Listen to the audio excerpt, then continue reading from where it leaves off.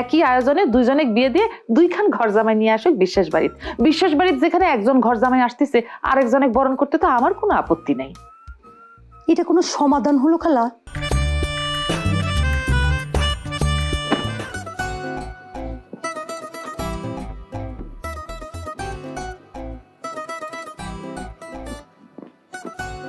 খালা তোমার সাথে একটু কথা কবারছে।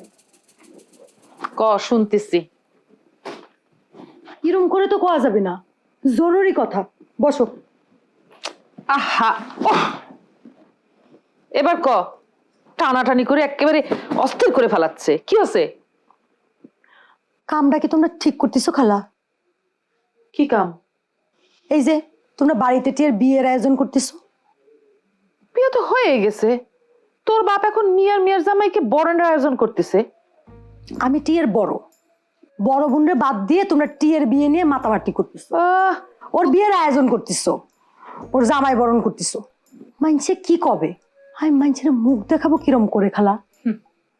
এমন একটা ভাব করতেছিস যেন তুই কিছুই জানিস না। সবই জানে কেন এরকম কথা করছিস? হ্যাঁ, আমরা কি ইচ্ছে করে তোর আগে টিয়াক বিয়ে দিচ্ছি? হ্যাঁ, টিয়া নিজেই তুই কাণ্ড ঘটাইছে, আমার আর কিছু করার আছে? হ্যাঁ, এখন তোরও যদি এরকম কোনো একটা কিছু থাকে তাহলে কয়া দে, কর্তৃপক্ষকে জানা, এক খরচে তুই বিয়ে হয়ে যাবে। হ্যাঁ, একই আয়োজনে দুইজনে বিয়ে দিয়ে দুইখান ঘর জামাই নিয়ে আসুক বিশ্বাস বাড়িতে যেখানে একজন ঘর জামাই আসতেছে আরেকজনে বরণ করতে তো আমার কোনো আপত্তি নেই। এটা কোনো সমাধান হলো খালা? আচ্ছা, এর চেয়ে ভালো কোনো সমাধান যদি আপনার জানা থাকে তাহলে আপনি কয়া ফেলেন। হ্যাঁ, আমি তাহলে সবাই জানাই সেরকম করে আয়োজন করা হোক। আরে এখনো যদি তুই বিয়ে করিস তাহলে কি টিয়ার বিয়ের আগে তোর বিয়ে ধরা হবে? এখনো কিন্তু টিয়ার বিয়ে আগে ধরা লাগবে।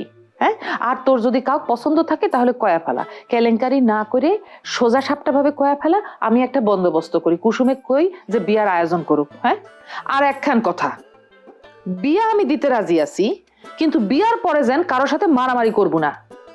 তোরও তুই তোমার কথাটাই বুঝলি না। কথা বুঝলাম না? দুই বোনে মিলে সারা গ্রাম নাইছে কইতে বেড়াইছো, এখন আবার কথা বুঝবার কাও না? গুড়ার ডিম।